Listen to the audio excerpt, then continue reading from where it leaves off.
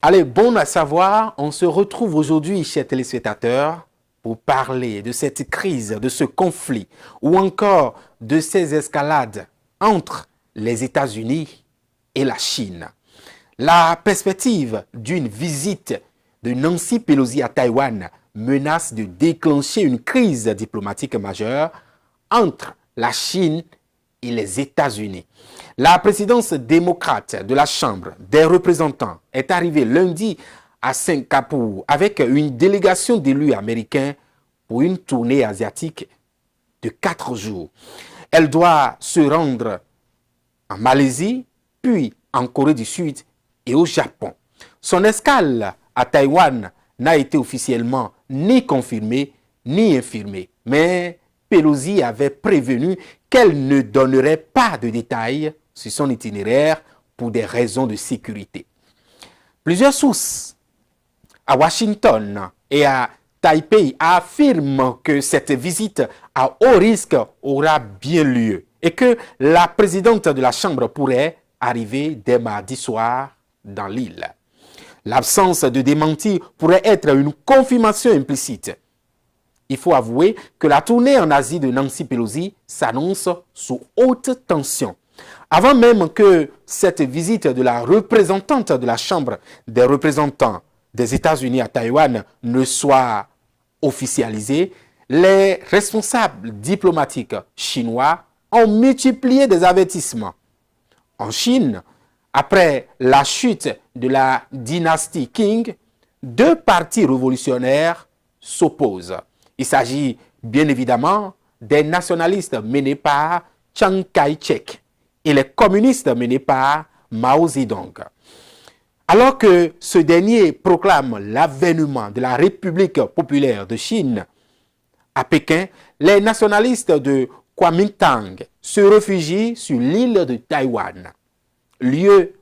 Tout lien entre l'île et la Chine communiste est interdit. Alors, le conflit est né entre les deux États.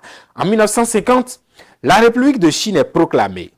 Durant la guerre de Corée, Taïwan se place en allié de Washington, qui craint une extension communiste en Asie. Mais le 5 octobre 1971, le siège de la Chine à l'ONU est attribué à Pékin. Les deux États refusant mutuellement de se reconnaître.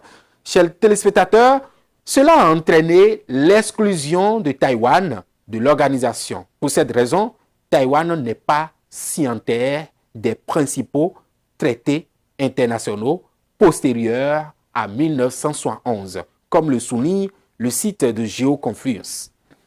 Une mise au banc qui n'est pas sans conséquence, il faut l'avouer, que ce soit lors de l'épidémie de SRAS début 2003 ou de l'épidémie de Covid-19. Washington rompt ses relations diplomatiques avec Taipei pour reconnaître la République populaire de Chine. Mais le Congrès américain impose de fournir des armes à Taïwan pour son autodéfense dans le cadre du Taiwan Relation Act.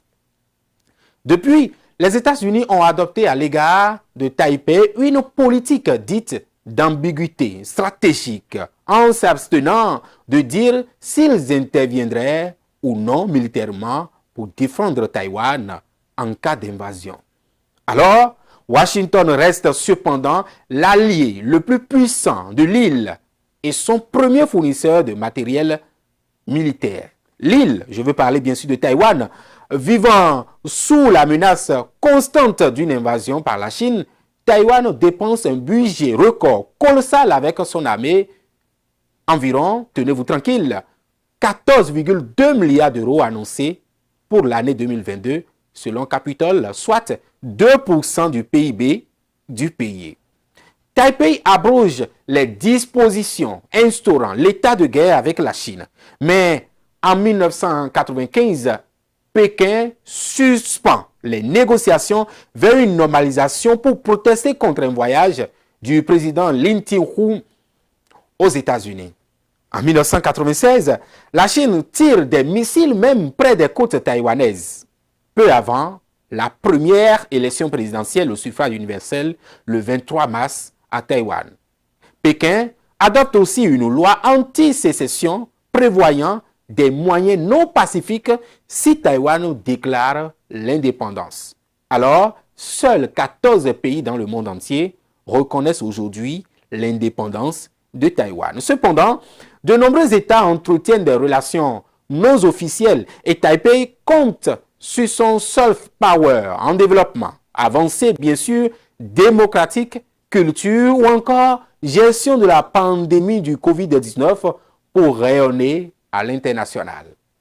Taïwan a flouté même l'efficacité, la distinction entre relations officielles et officieuses avec de nombreux pays, y compris la plupart des démocraties, et en obtenant dans la pratique la plupart des bénéfices que l'on tire de relations diplomatiques, déclarait Timothy S. Reich, expert de Taïwan à la Western Cotton University, au journal La Croix.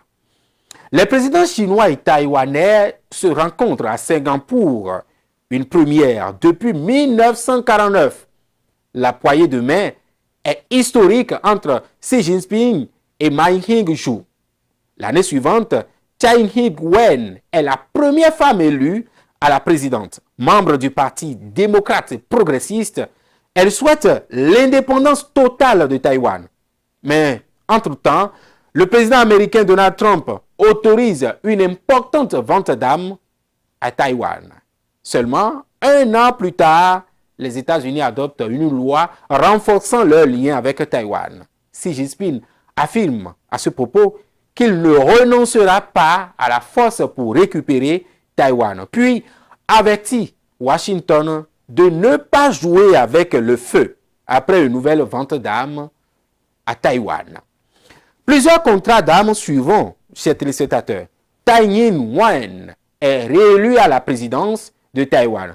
Début octobre, Xi Jinping demande à l'armée de se préparer à la guerre et multiplie même les incursions aériennes sur le territoire taïwanais. Alors aujourd'hui, si Joe Biden a indiqué fin 2021 que les États-Unis sont prêts à défendre militairement Taïwan en cas d'attaque par la Chine, la Maison-Blanche souligne toutefois que sa politique à l'égard de Taïwan d'ambiguïté stratégique reste inchangée. Il y a quelques jours, le président chinois Xi Jinping a averti de nouveau son homologue américain de ne pas jouer avec le feu. À propos de Taïwan, alors que Pékin menace même de conséquences si la chef des députés américains Nancy Pelosi mène à bien un projet de visite à Taïwan. Chers téléspectateurs, vous vous posez la question de savoir pourquoi Pékin et Washington s'embrouillent-ils à propos de Taïwan. Alors la réponse, elle est simple. Crispation tout simplement en reconnaissant officiellement une seule Chine. Washington maintient des liens étroits avec Taïwan depuis des décennies. La possible visite de Nancy Pelosi donc à Taïwan ravive les tensions entre les deux grandes puissances. Prévenant Joe Biden qu'il jouait avec le feu, Pékin a mis en garde Washington contre les conséquences. Et quand on parle des conséquences, vous imaginez sans doute les conséquences militaires. Alors, d'une telle visite, les crispations entre Pékin et Washington au sujet de Taïwan ne sont pas neuves, mais deviennent de plus en plus, chers téléspectateurs, plus fortes entre les déclarations de Joe Biden et la volonté de Xi Jinping de réaliser la réunification entre la Chine et le Taïwan. Pourquoi assistons à une escalade des mots depuis plusieurs mois? D'où viennent ces tensions? Vous vous posez la question. Peut-on voir émerger un nouveau conflit comme celui par exemple de la Russie et de l'Ukraine? Alors que le monde entier a les yeux rivés sur la guerre en Ukraine, une autre poudrière se forme bien loin de l'Europe. Taïwan, petite île autonome sur laquelle Pékin clame sa souveraineté, bénéficie du soutien officieux des États-Unis. Voilà. Mais la visite probable de Nancy Pelosi à Taipei bouscule le fragile équilibre en place ravivant des vieilles tensions et engageant la Chine dans le balai de tentatives de dissuasion militaire et diplomatique. Pourquoi cette visite fait-elle l'objet de tant de crispation? C'est aussi l'une des questions. De quand datent ces tensions? Doit-on craindre une action militaire? Que se passe-t-il en ce moment avec Taïwan? Attention à ne pas trop jouer avec le feu. L'expression revient sans cesse depuis plusieurs mois, comme ça revient dans mon bon à savoir. À Pékin, pour avertir les Américains qu'ils poussent le bouchon sur la situation de Taïwan très loin, je vous le dis. Entre livraison d'armes et envoi de militaires pour former l'armée taïwanaise, Washington semble préparer depuis plusieurs mois le terrain à une défense militaire de l'île. De quoi pousser Pékin à prévenir qu'elle se battrait jusqu'au bout pour empêcher l'indépendance totale de l'île, sans préciser la forme que pourrait prendre ce combat. Au mois de mai, Joe Biden a même annoncé que les États-Unis défendraient Taïwan en cas d'invasion, avant de devoir rétropédaler face à l'indignation chinoise. Depuis, la Maison-Blanche ne sait plus tout à fait sur quel pied danser dans ce dossier.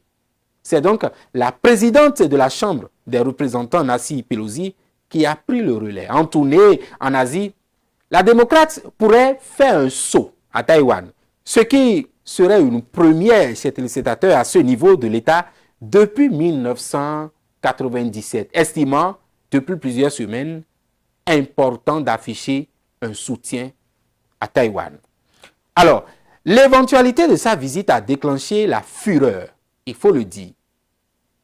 Washington payera le prix de ses conséquences, a promis une porte-parole de la diplomatie chinoise, Wang Shuin. La Maison-Blanche joue de son côté la carte de l'électron libre. Nancy Pelosi a le droit de se rendre à Taïwan et cette visite ne déroge pas à la doctrine américaine sur la reconnaissance officielle d'une seule Chine, celle de Pékin. Voilà ce qui se dit. Mais quelle est l'origine de ces tensions? Il faut dire que la séparation entre Taïwan et la Chine remonte en 1949, lorsque le gouvernement nationaliste, je l'avais dit au départ, se réfugie sur l'île après sa défaite face aux troupes communistes. Dans un monde qui bascule dans la guerre froide et ne voit pas d'un bon œil le communisme, c'est le gouvernement en exil sous le nom de République de Chine qui représente officiellement la Chine à l'ONU jusqu'au 25 octobre 1971. Et sous la pression du bloc de l'Est, c'est Pékin qui prend le siège chinois à cette date. S'amorce alors un recul de reconnaissance de Taïwan, initié à l'Ouest par la France, l'Italie, le Canada au lendemain du vote à l'ONU. Aujourd'hui, seuls 13 États membres de l'ONU, plus le Vatican, je l'avais dit, ça fait 14, ont des relations diplomatiques et officielles avec Taïwan et y maintiennent avec une ambassade. Majoritairement en Amérique centrale et dans les Caraïbes, bien évidemment. Mais pour Pékin, Taïwan est la 23e province du pays. Et Xi Jinping fait de la réunification ou plutôt de rétablissement de la souveraineté chinoise sur l'île une priorité. De l'autre côté, la République de Chine estime toujours être le gouvernement légitime de tous les pays et resigne à se déclarer son indépendance. La démocratie incarnée par Taïwan à partir de 1975 trouve donc sa place facilement dans l'économie mondialisée et le régime est régulièrement loué par les Occidentaux. Les États-Unis et Bill Clinton, bien décidés à se ménager une chasse gardée en mer de Chine, enverront ainsi des porte-avions dans le détroit de Taïwan en 1996. Alors que les navires chinois traitent des missiles balistiques par-dessus l'île avant une élection présidentielle, le début d'une protestation ambiguë. La question est de savoir aujourd'hui, avec tout ce que je viens de développer, peut-on craindre un nouveau conflit? La réponse, il faut l'avouer, reste également ambiguë.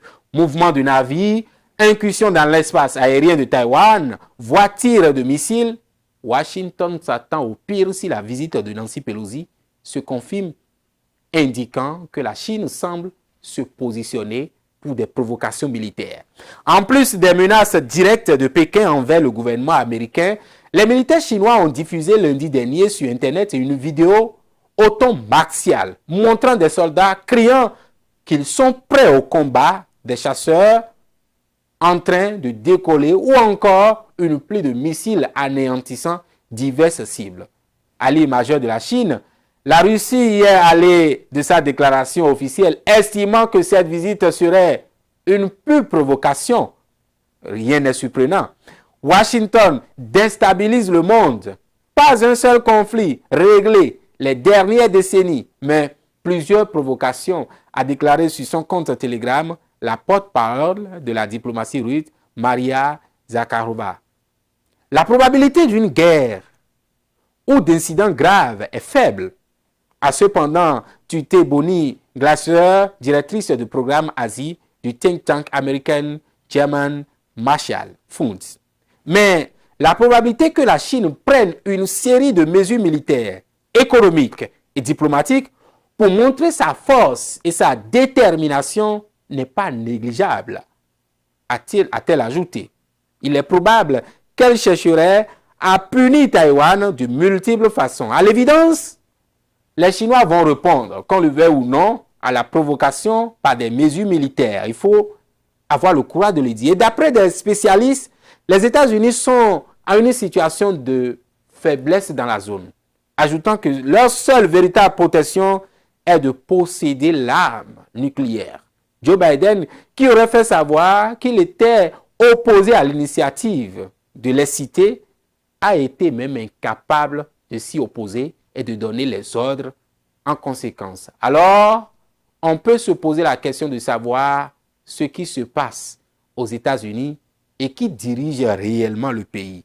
Et ce, l'a posé lorsque l'on voit l'actuel président errer, lunaire, bouflant, en affichant de plus en plus fréquemment un état de démence sénile. C'est en tout cas l'avis d'un certain nombre de parlementaires qui exigent aujourd'hui qu'il soit l'objet d'un examen médical approfondi sur ses facultés cognitives. En tout cas, il est devenu en quelque sorte la risée de l'opinion publique et sa vice-présidente Kamala Harris, à l'incompétence affichée, ne vaut guère mieux. Nancy Pelosi, quant à elle, est décrite comme l'establishment américain, comme une alcoolique, permettez de le dire, ce n'est pas moi qui le dis, hystérique, et sa provocation dangereuse démontre qu'elle est hors de contrôle. En tout cas, qu'elle peut tranquillement se substituer au secrétaire d'État et aux affaires étrangères Anthony Blinken et au président en exercice pour prendre des initiatives mettant en péril la paix mondiale. Et c'est là où le droit fait son retour, car ce fonctionnement erratique a, semble-t-il, pour conséquence que le pouvoir politique aux États-Unis est à la merci de groupes de pression ou positions contradictoires. Et il est difficile de savoir à chaque occasion qui a véritablement rédigé les textes que Joe Biden annonce devant son prompteur. Les groupes des néoconservateurs va-t-en-guerre, du clan Kangan, le Pentagone, la CIA, George Soros. Clairement, cette situation, chers téléspectateurs, ne peut plus durer. À la question du maintien de Biden à son poste est posée, mais personne ne veut de Kamala Harris et de toute façon, il lui faudrait aussi à elle aussi un vice-président normalement choisi par le Sénat. Mais quel Sénat? L'actuel ou celui qui va probablement changer de majorité en novembre? Un ticket Harris-Trump? Alors, histoire d'aggraver la face, pendant ce temps, la Chine s'apprête à se livrer à des manœuvres aéronavale autour de l'île de Taïwan. Avec son partenaire russe, elle prépare pour septembre les grandes manœuvres aéroterrestres.